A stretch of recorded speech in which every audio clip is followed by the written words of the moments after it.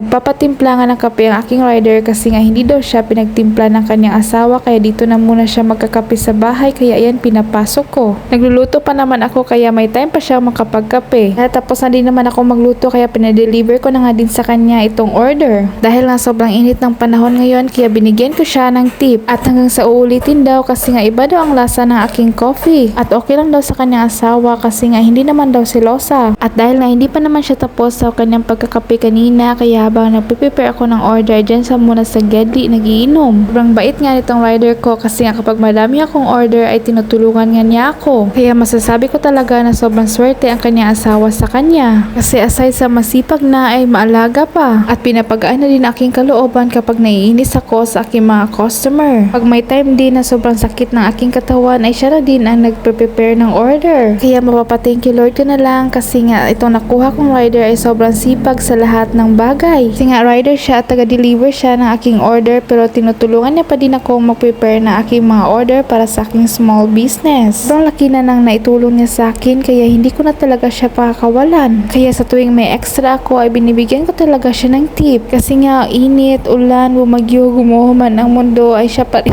Andyan lang talaga siya sa aking tabi at hindi na talaga ako hinahayaan. Kahit puyat pa ngayon siya at 4 AM na nga siya umuwi sa kanilang bahay galing sa pagbibiyahe ay aba may time pa din siya na magdi-deliver sa akin. Tapos gigising pa yan siya para maghahatid sundo ng kanyang anak sa school. Kaya wala talaga akong masabi sa kanyang kasipagan. Noong una nga ay sir ang tawag ko sa kanya pero ngayon ay ga na. Short term siya sa ga or palangga. Noong una ay ayaw ko pero sabi niya ay doon daw siya komportable. Kaya nag-oo na lang ako at baka magtampo at wala na akong taga-deliver. Sa panahon ngayon, sobrang hirap talagang humanap ng ganitong delivery rider. Kaya kapag ganito ang mahanap mo, ay naku, wag mo na yan pakawalan. Sobrang bait nga niyan kasi nga minsan kapag hindi ko siya binibigyan ng sahod niya, ay aba okay na okay lang sa kanya. Kaya binabaway ko na nga lang yan sa tip minsan. Minsan kasi matumal kaya sabi ko sa kanya ay wala na muna sahod ngayon at okay lang yan sa kanya. Walang problema yan sa kanya. Ang importante ay nakakatulong siya sa ibang tao. Ganun siya kabait at kasipag. Sobrang nahihiya na nga ako sa kanya pero sabi niya sa akin ay trabaho lang at walang personalan. Minsan nga kapag mag-aaway sila ng kanyang asawa ay dito na nga siya sa bahay makikitulog. Minga ng anak ko ay doon na sa taas matutulog tapos siya naman ay dito sa baba at karton nga lang ang kanyang hinihigaan. Pero dahil wala kaming extra kumot kaya kapag madaling araw kapag nakikita ko na giniginaw siya ay hinahag ko na nga lang siya. Kinukomfort ko siya palagi sa time na hindi siya okay. Para na din gumagaan ang kanyang nararamdaman. At dahil nga ang dami nilang naitulong sa akin kaya kapag siya na naman ang need ng tulong ay tinutulungan ko talaga siya. Sobrang blessed niya ako sa kabaitan na aking rider kaya ibabalik ko yan sa kanya.